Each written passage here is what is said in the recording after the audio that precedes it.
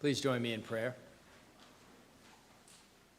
Help us, Lord, to see as you see and to change what is into what ought to be. Amen. A few weeks ago, I was at an event at Liquid State Brewery downtown. The event was part of the Story House Ithaca project, in which speakers share cool insights from their areas of expertise, sort of like a series of short TED Talks. Before the evening began, folks were mingling, and I was introduced to a guy who lives in the area and is about my age, and we started chatting. Naturally, a conversation like that cycles from initial pleasantries to the "so, what do you do?" question. Now, for most people, that's a fine question to answer. They happily talk about their work or their research and answer any follow-up questions to keep the conversation going. But for pastors in Ithaca, the "so, what do you do?" question is a dicey one, because we never know what kind of response we'll get. When someone asks me that question, a little voice inside my head is always like, "Oh boy, here we go. I'm about to drop the P-bomb. This could get interesting." I told the guy I'm the senior pastor, P-bomb, of First Congregational Church here in town. Now, I should say most people are polite when I tell them what I do, even if they're not churchgoers themselves. And this guy was polite.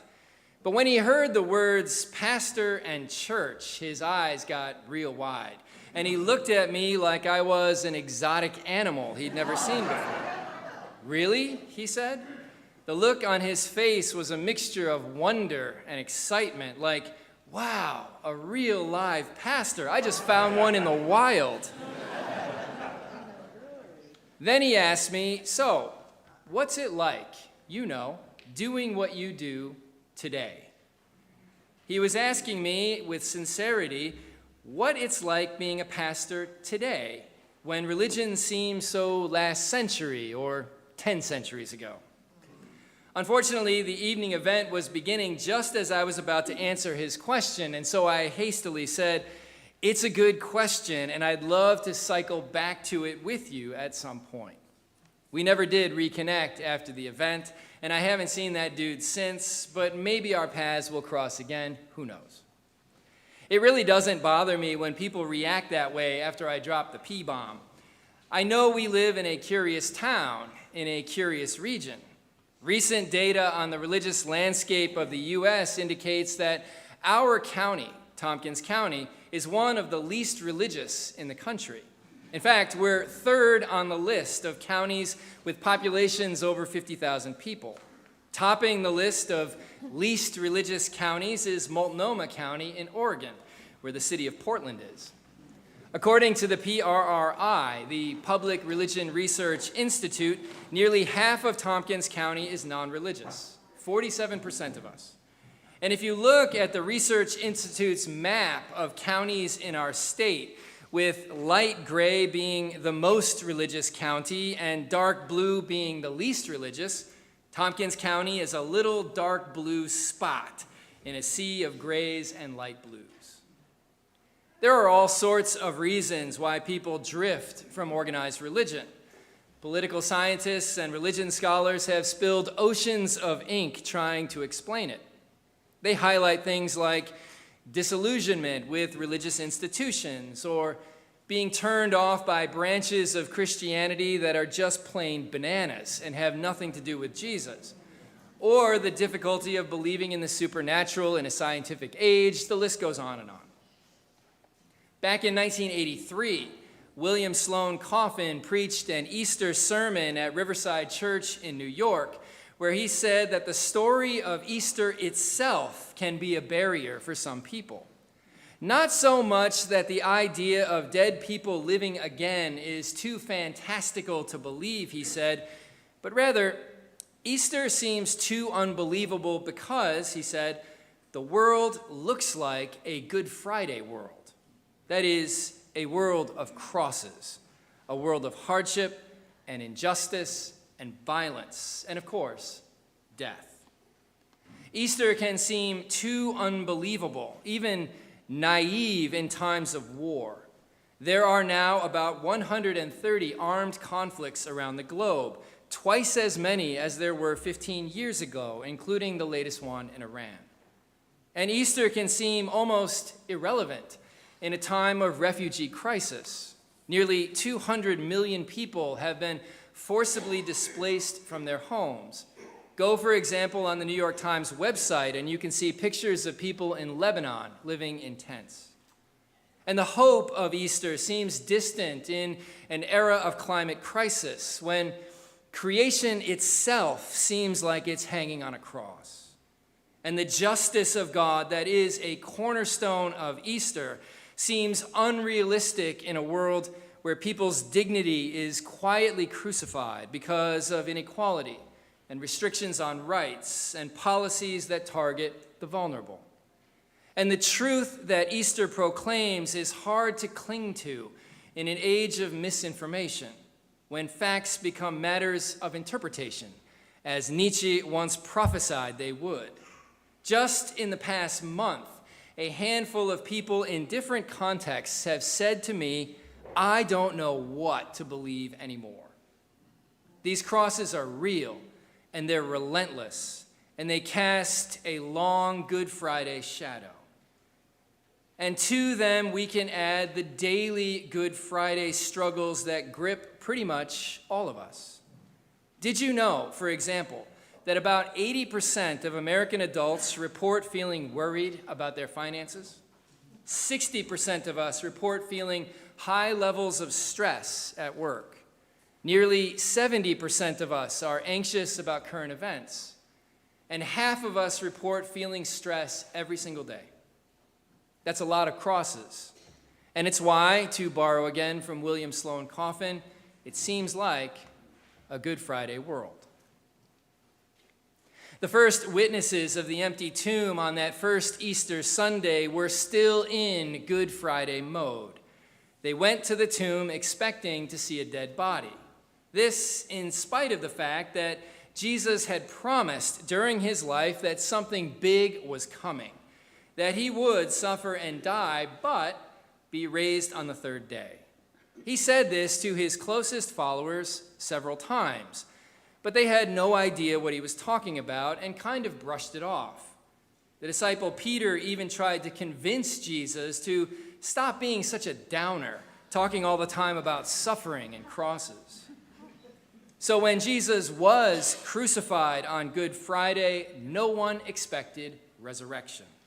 They all assumed Jesus was just another in a long line of victims of state injustice at the hands of Roman imperial power, that Good Friday was the end of the line.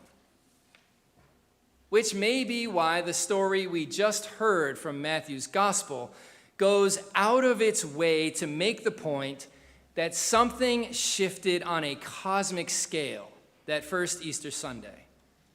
In a mere 10 verses, Matthew, the writer, struggles to recount an event that essentially breaks human language. Matthew strains to describe something earth-shaking that completely shifted the terrain. And so he mentions an actual earthquake, a great earthquake, as he calls it.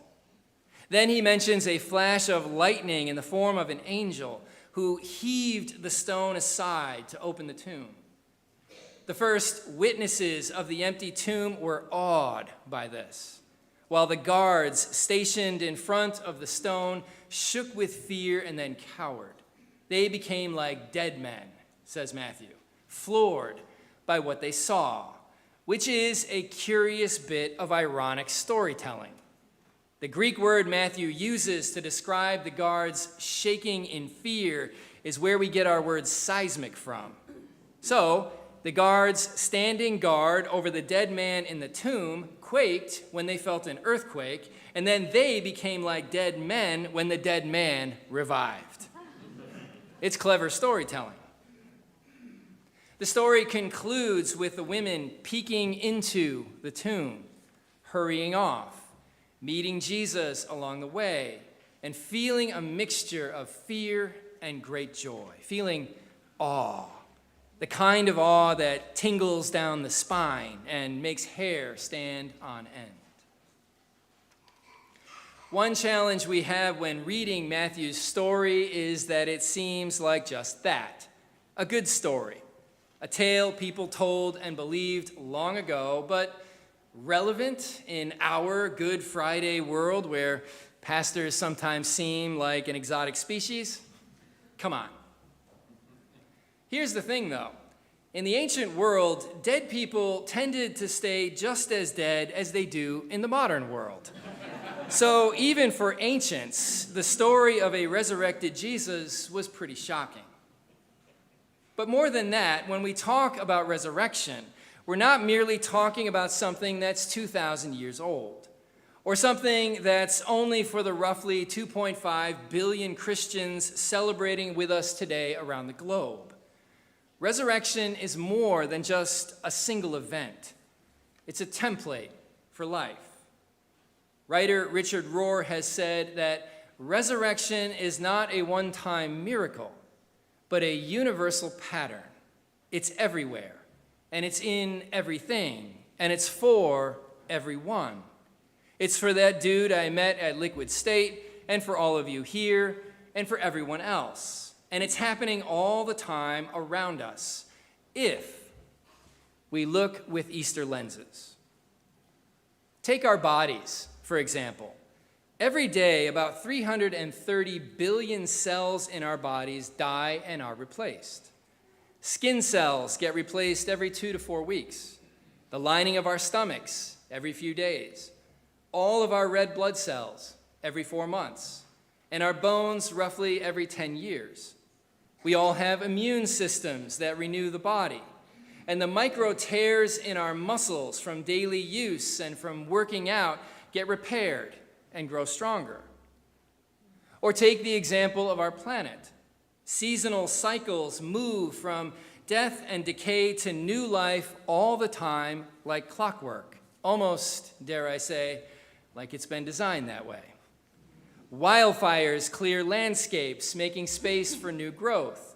Soil is decayed organic matter, out of which new life emerges. Caterpillars dissolve in chrysalises and emerge as butterflies. Ecosystems, when left to do what they do, can recover and teem with life.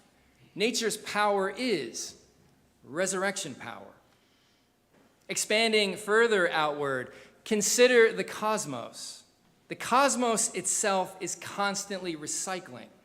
Every atom in our bodies, every atom in this pulpit I'm leaning on, in the pews you're sitting on, in every galaxy was once inside ancient stars that died billions of years ago. A star ends in a supernova, yet the explosion forges the heavy elements of carbon, oxygen, and iron to seed new stars, planets, and even life itself. Every breath of oxygen we take, the calcium in our bones, the iron in our blood, all of it was once forged in an exploding star. We are all stardust, said songwriter Joni Mitchell. The cosmos itself whispers resurrection. Resurrection is not just a one-time event we celebrate annually before eating a tasty brunch. It's all around us all the time, in everything and everyone. More than just a universal pattern, it's a divine pattern. It is God's imprint on all things. And I bet you've experienced it in your own life. I've certainly experienced it in mine. I bet that for each one of us here, both in person and online, if we looked at our own lives through Easter lenses, we would see this same divine pattern of renewal. I have yet to meet a human who hasn't struggled in some way, or a human who's experienced nothing but smooth sailing in life. My guess is that if you've gone through what the psalmist calls the darkest valley in your life and emerged on the other end, you've changed. You've learned lessons that you may never have learned otherwise. And reflecting on what you've learned, you might say something like, I would never in a million years want to go through that again, but had I not gone through it, I would never have learned X, Y, or Z. I might never have become the person I am today. I might never have grown in the ways I've grown. I might never have been able to forgive that person. I might never have experienced healing. That is Easter in real life. And if you're still in the valley today, whatever that valley might be, please know that the same God who flows through a cosmos that resurrects dead stars, and flows through a planet that renews itself, and flows through our bodies as they heal and grow, the same God who emptied a tomb 2,000 years ago on that first Easter Sunday is the same God who will walk you through the valley. We have faith. We trust that it will happen, even if it happens in ways we can't predict. Because this is the way God works. It's a universal divine pattern. God is an Easter God who specializes in transforming all kinds of crosses into empty tombs. We can even see this universal pattern of hope in the launch of Artemis II this past Wednesday. The 10-day mission will take 4 astronauts around the moon, the first mission of its kind since the Apollo missions of the 1960s. Many people have drawn a connection between Artemis II and Apollo 8, which circled the moon on Christmas Eve in 1968. Prior to the Apollo 8 launch, the country was in upheaval. Malcolm X, Medgar Evers, John F. Kennedy, his brother Bobby, and Martin Luther King Jr. had all been assassinated. The anniversary of Dr. King's death was yesterday. The country was fractured over the Vietnam War. There were nationwide protests. And to top it all off, the Beatles were breaking up. But the photo taken of planet Earth from Apollo 8 gave us a new vantage point on life. The picture is called Earthrise, and it shows our blue planet rising up from the lunar landscape surrounded by darkness. On Wednesday, the Atlantic magazine said Earthrise changed how we see life on Earth by giving us, quote, a new cosmic orientation and galvanizing the environmental movement to save our planet. The Artemis II mission is also underway during a time of war and national upheaval. From the spacecraft, with that context in mind, astronaut Victor Glover said he hoped their mission would, quote, create a touch point for our generation that's equal to or maybe even greater than Apollo 8. He went on to say, no matter where you're from or what you look like, we are one people. And the mission commander, Reed Weissman, added, I've been thinking, in the world that it is today, what are the things we can best do to lift up our friends on planet Earth? I hope we have a great impact on bringing the world together, even just for a moment. When I hear those hope-filled words, I think of Easter. Resurrection is not merely the heartbeat of the cosmos, and it's not merely the pulsating life of Earth, and it's not merely at work all the time inside our bodies, and it's not merely an experience we have after emerging from the darkest valleys of life. This universal, divine pattern is woven into our very spirits as humans. We are created in the image of the Easter God, which means we are built for hope. And that, in the end, is the meaning of Easter. It's a story of hope, which is why we can say it might seem like a Good Friday world, but really, it's an Easter world. Amen.